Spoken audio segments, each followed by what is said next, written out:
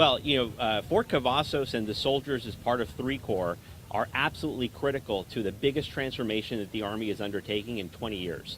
As you know, we've changed from an Army focused on counterterrorism missions in the wars in Iraq and Afghanistan to one focused on large-scale combat operations to prepare to deter and address any potential issues with different types of threats around the world. And so the soldiers at 3 Corps and here at Fort Cavazos are absolutely critical to that mission moving forward. We could not do what we do in the Army, for example, doing power projection of our armored divisions without the great work and training that happens here at Fort Cavazos. So that important work is going to continue, and it's very much critical to the future success of the Army.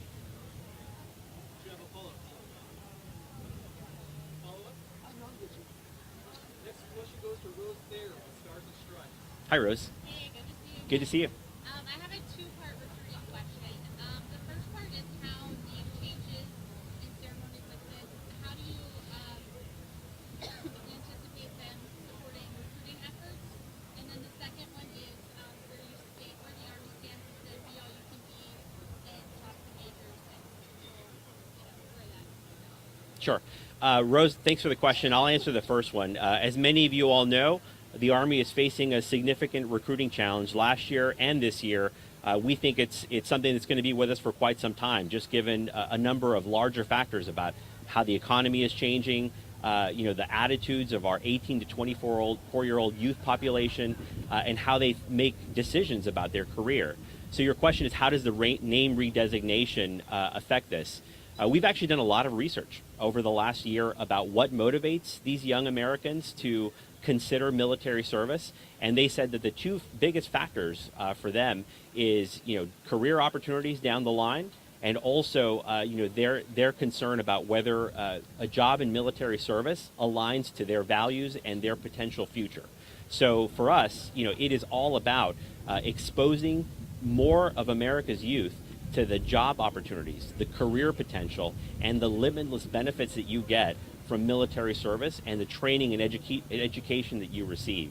We're going to continue to carry that message forward as part of these efforts to broaden our recruiting pitch. And remind me what your second question was. An update on the Be All You Can Be campaign. Yes.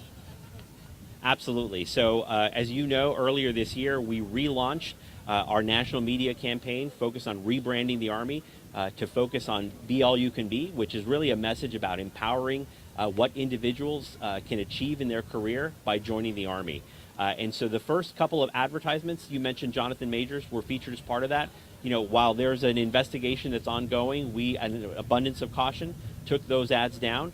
But the Be All You Can Be campaign is much broader than that. So you've seen other advertisements that have been released since that time frame. That was part of our original plan, and we're going to continue following up on that national media campaign.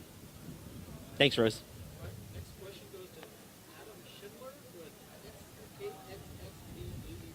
Great. That's Adam Schindler, John 25 here. We live in a huge community full of veterans. A lot of people that live here now served here in the past. And a lot of those people kind of are upset or don't understand why you decided to change the name. So on behalf of them, can you kind of answer that question, why you changed the name of a place they feel they lost of others after the service? Well, first of all, we are incredibly grateful and mindful of the contributions and sacrifice of every soldier who has ever served, especially more so for those that have lost their life or have been wounded or injured. And that goes beyond the name of any one installation. It is something we do across the entire Army, across the entire Department of Defense. So our efforts to honor their legacy, I would say, is more than the name of one place that they served. If you talk to any of the soldiers that are in uniform here today, they will tell you from their first duty station all the way to the last that they serve at, they've got tremendous connections, tremendous memories, and deep relationships with the soldiers they serve with all over the world. Some overseas and some here in CONUS in the United States. And so, we think that the two, I would say to you, are a little bit different. We have to honor their sacrifice and their legacy regardless. The effort to rename and redesignate Fort Hood into Fort Cavazos was, first of all, driven by Congress. It was legislation that recognized that all of these installations have to reflect the values that we have as a country and those of the Army. And I couldn't be prouder of General Cavazos' contributions. He is an exemplar in many ways of, as I said earlier, what makes the Army great. So to honor him and to honor his legacy and other soldiers like him is a tremendously fitting tribute to what we're all about. Just one follow-up. Why does the name of an installation matter in the first place? So, in many ways, what we do in this naming redesignation process is look for soldiers who reflect our values, who recognize and exemplify what we want to define the Army to look like. We want to show what the Army can be. And if you look at his record, what he's done as a highly decorated soldier, somebody who cared passionately about his troops, somebody who took the time to train and mentor, and who was also innovative, not only on the battlefield but off of it. We have no better exemplar than General Cavazos. So giving him the opportunity and giving us the opportunity to reflect that in this redesignation ceremony is something we're very excited about. Thank you. All right, last question of the day goes to Sid Christensen with the San Antonio Express News. Thank you.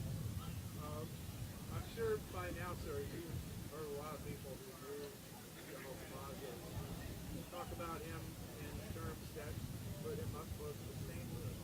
People who knew him loved him. The man that he now replaces, of course, as is the name of the post, he didn't really have that reputation. So it's no wonder. Does Fort Hood come out of this a big winner by getting a different name?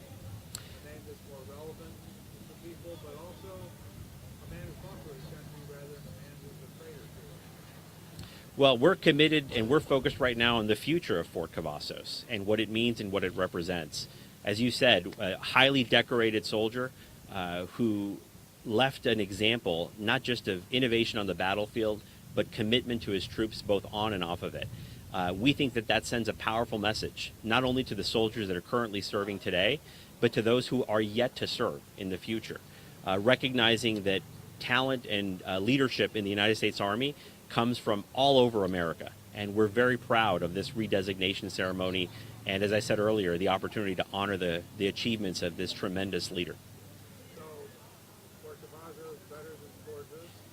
We're thrilled about Fort Cavazos, and we couldn't be more happy about this opportunity to redesignate this installation in his name. Well, I just want to thank everybody for being here. Again, I want to thank the family, and I also want to thank the Killeen community, without whom the Army would not have the success that it has at this particular installation. We know that the broader community has been historically very supportive of the Army and of our soldiers that serve here, and we look forward to continuing that partnership for many, many years to come. Thank you all so much for being here.